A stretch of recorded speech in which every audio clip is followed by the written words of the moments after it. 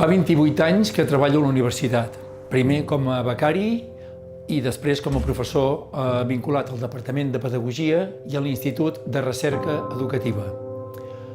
Un dels reptes que ha estat central en aquesta trajectòria ha estat intentar respondre a la pregunta: com podem contribuir a que els joves es puguin desenvolupar plenament en la nostra societat?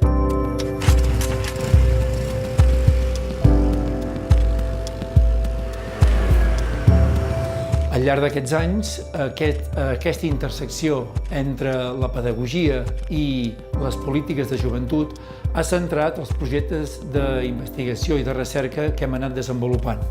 I en l'actualitat aquests s'han anat traduint en projectes que tenien per objectiu la participació dels joves o justament, en el moment actual, centrats en l'apoderament juvenil. La meva vocació per l'educació apareix de ben jove.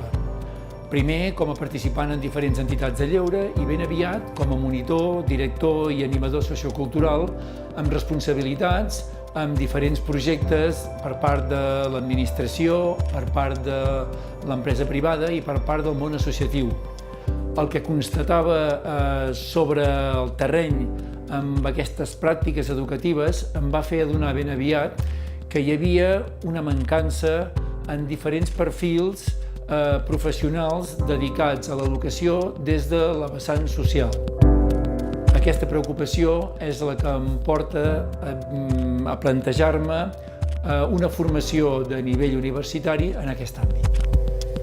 Al llarg dels anys he fet docència en diferents estudis, fonamentalment de manera majoritària els estudis d'educació social, que és els que justificaven el meu interès inicial d'entrada a la universitat, però també he participat en la docència d'estudis de pedagogia, estudis de mestre i darrerament, de manera més important, en el màster interuniversitari en joventut i societat que coordino juntament amb altres 5 universitats.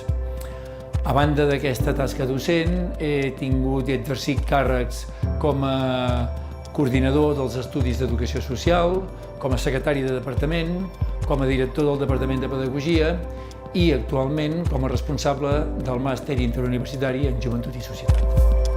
Al llarg de la meva trajectòria, alguns dels referents que m'han ajudat i m'han acompanyat en la reflexió han estat, entre d'altres, els pedagogs John Dewey o Paulo Freire. A través del seu missatge m'he vinculat a la xarxa d'innovació docent en aprenentatge-servei o, per exemple, el nucli Paulo Freire de la UDG, a través del qual pretenem difondre el missatge del pedagog.